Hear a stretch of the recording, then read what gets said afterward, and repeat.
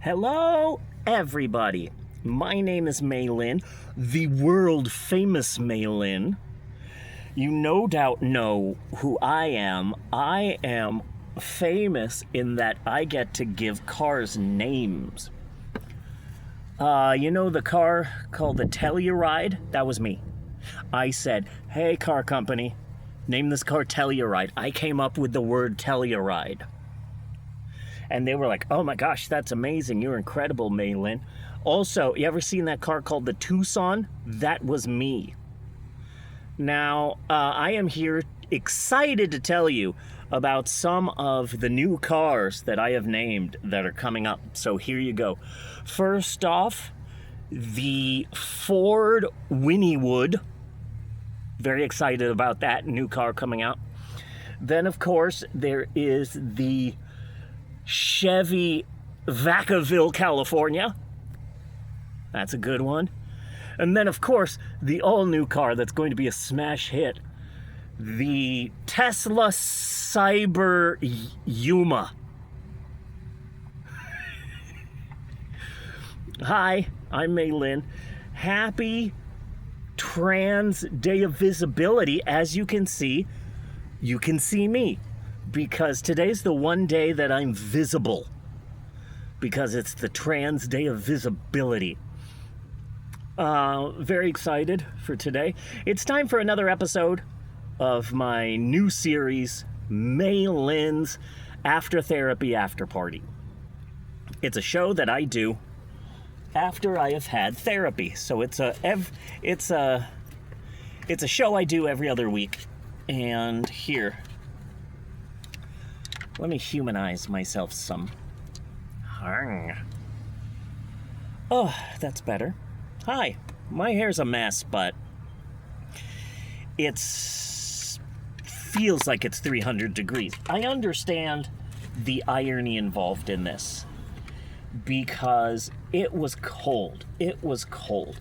I would wake up to take the kids to school. It would be 12.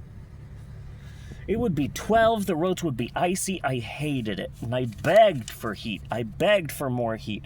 Now here I am. It's like 85 degrees. The humidity is like 60%. I am from Phoenix. I'm from the desert, and it's a dry heat. You see the whiteness that I got here in my temples? It's hot, and It's hot and sticky in a way that I'm not used to because in Phoenix it's a dry heat and people make fun of that. But Jesus Christ, superstar, that makes a difference. So I had therapy today. It was a good therapy session. One of the things that my therapist and I are dealing with right now is transgender grief. Because, I deal with grief. My father passed away. I never got to make peace with him. And I never got to... He never got to see me as a woman. He never got to see Lynn. And then there was drama with his death because he was struggling with cancer for about a year or two before he died. And that really shocked a lot of people. Primarily me, because no one told me. And when I asked my mom and my older brother about it, they said, well, my dad didn't want everyone to know about it, so they decided to just keep it in the family. And that was surprising to me, because I thought I was a member of the effing family, but I guess not. And when I said I was upset about not being able to say goodbye to my father, my brother went ape S-word.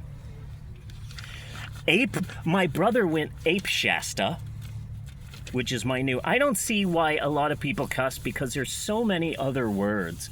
My brother is a douche swatch. A douche swatch. Like a swatch watch, but it's also a douche. He's a douche swatch. Man, I'm having a hard time pronouncing.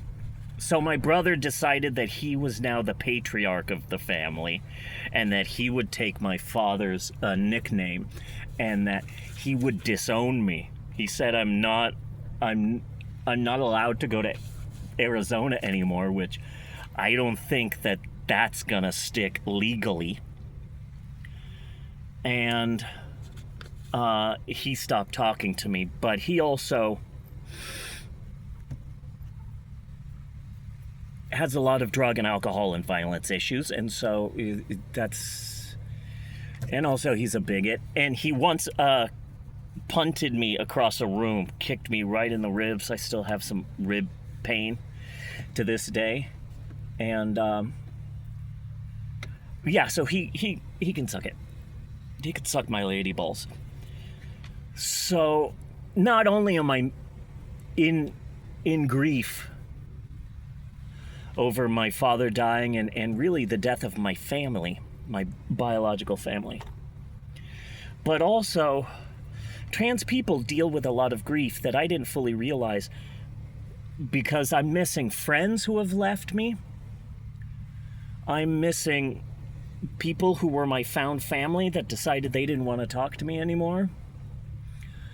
I dated a woman and she said she liked me, and then she said she loved me, and then she said that we'll be together forever, and then she decided that she didn't believe a word I said and ignored me, and now I don't really perform, and I miss my performance career, you know, because I was a male presenting storyteller for 21 years before I restarted my performance career as my authentic female self. I've been performing for the last 3 years, but this year, you know, I've lost a lot of friends,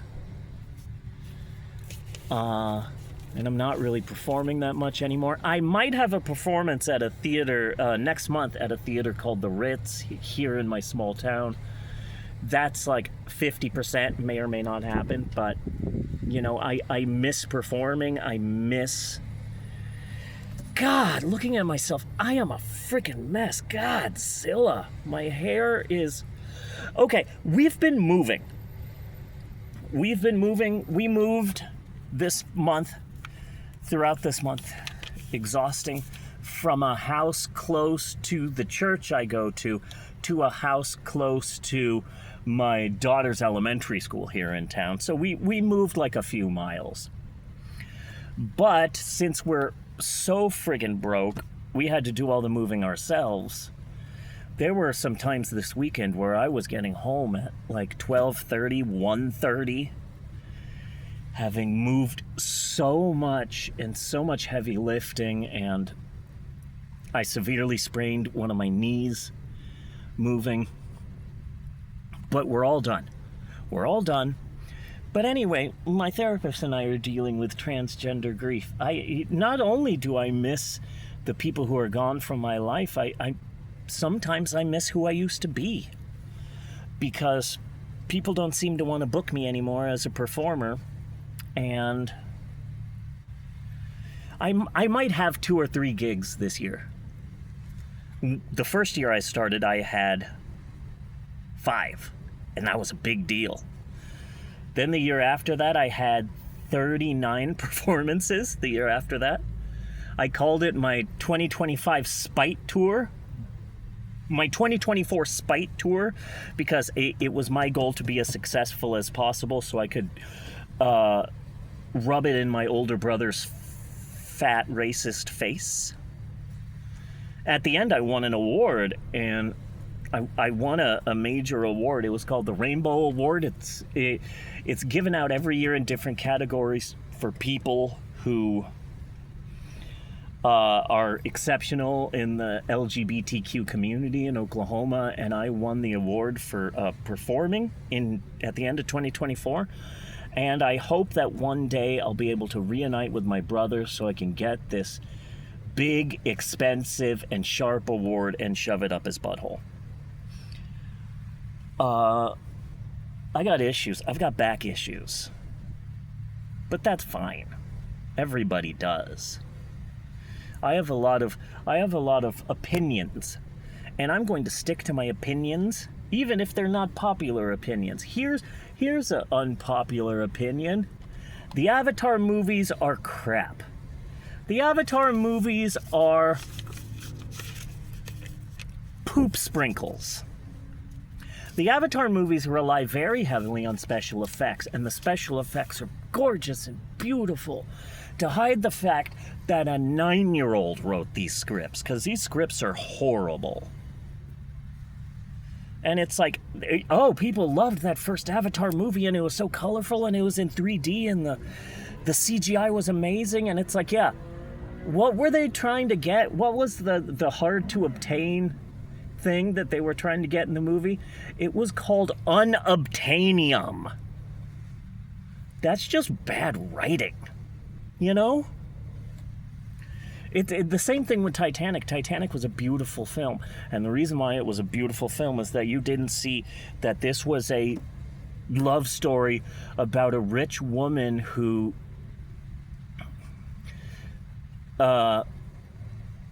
cheated with her fiance by having adult boom boom times with a homeless person. I don't like that movie. Near, far, where... Ooh, I almost hit it. No, I didn't. So, my therapist session went well. I've had a busy time in the last 2 weeks, not only just moving, but St. Patrick's Day happened. That's an important day for me because it's an anniversary of a very important day. My family calls it Freedom Day. I got Carl's Jr., and that might not be a big deal to any of you, but I am so broke that getting fast food was a big deal. And I went to a thrift store in town, and they do this thing where, like, hey, this color tag, you know, kind of like Goodwill does that sometimes, where it's like, hey, this color tag, you get 25% off or 50% off or something like that. The Outreach thrift store in my town, they have, if you find this color on anything, it's 99 cents. And I grabbed a big, nice leather jacket, and I'm like, you can't be serious. And they're like, yep, 99 cents, because it's a blue tag. This week's blue. So I got 2 really nice dresses for 99 cents, and I'm happy about that. But Freedom Day came and went. I bought myself some fast food, and that was nice. And it was my birthday. I turned, for all you know, 39. But I turned 49, and I'd like to think I got that Paul Rudd aging going. And I told my gender doctor, I have a doctor, primary doctor, and I have a gender doctor, and I told my gender doctor that, like, it's weird because I'm getting close to 50. And this is the healthiest I have ever been in my entire life. When my older brother turned 50, he actually called me and said, yeah, I'm gonna be dying soon. I can feel my body breaking down. That's fine. I've made peace with it. So here's the plan. When I die, I'm giving you, I've set it up so that you get control of my Facebook when I die. You're gonna post as me from beyond the grave. It's gonna be so fucking funny, dude. Holy fucking shit. So when my brother was my age, his body was breaking down and he was making his peace with his life ending. But now here I am, less than a year shy of 50. And, I'm waiting for those gray hairs. I do have a lot of gray hairs, and let me show you where they are. In here, and in here. That's where they are. And that's it. That's where they are.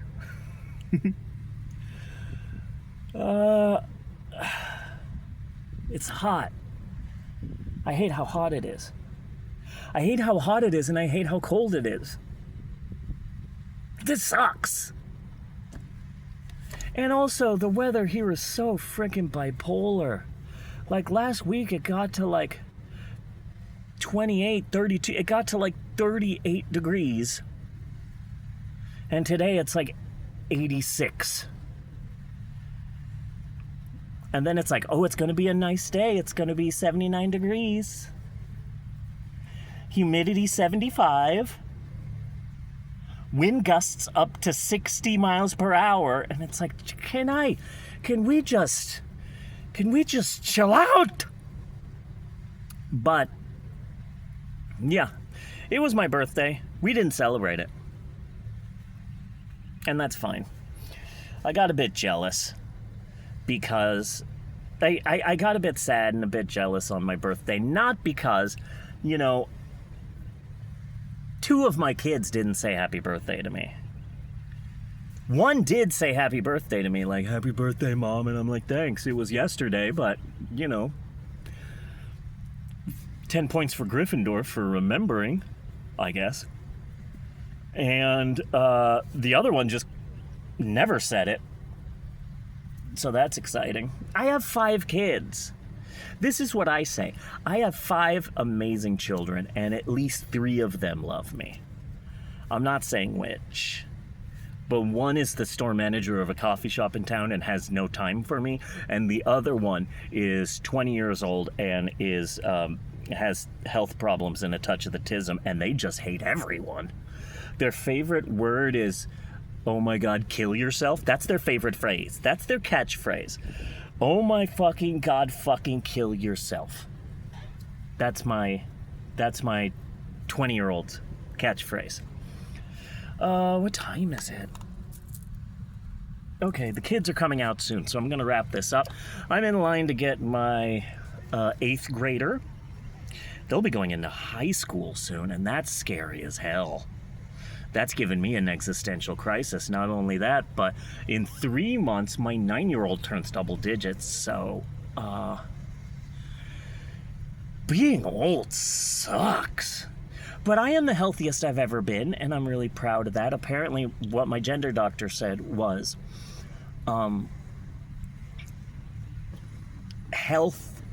physical health oftentimes improves when your body is finally in tune with your heart and your gender and all of that. And, you know, I'm finally the woman that I always wanted to be. And so I'm healthy as hell, so that's good. Yay! Okay, where's my son? The kids are coming out. My son does a cute thing where he gets nervous. He's always... My kids are all anxious. Who knows where they got that from? Certainly not me. But my son waits to see me in line, and I wave at him, and that's how he knows that I haven't forgotten him. I've never forgotten him before, but... Oh, he waved back. So now we're good. So I hope this has been a good... That kid just effing biffed it. Landed on his face. Frickin' popular ass white jock. Yeah. Okay, Weird Al Yankovic wouldn't have fallen. We can't all be Lightning McQueen, Shane. Some of us are tomaters. I speak about 50% in pop culture references, and so if you don't get them, then there you go. I've started reading again, and I'm really proud of that. I know. I started reading again, and I'm really proud of that. I've finally gotten comfortable reading on a device. I've never been okay with that before. I still read books by hand, but sometimes, yeah, like if I can download a book quickly and easily and free, wink, without having to go to Amazon, I know, or God forbid, Barnes & Noble, then I will. If you don't know my,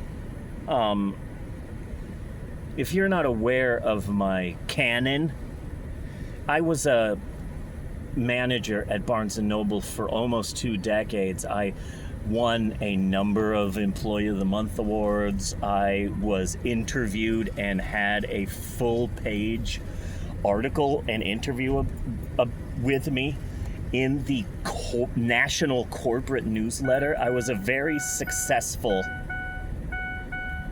I know. I was a very successful employee until in February of 2018.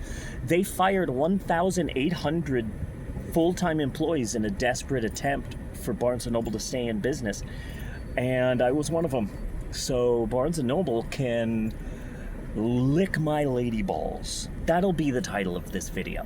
Thank you for watching what I believe is episode 3 of May Lynn's After Therapy After Party. And I will see you later. I know I'm buckling.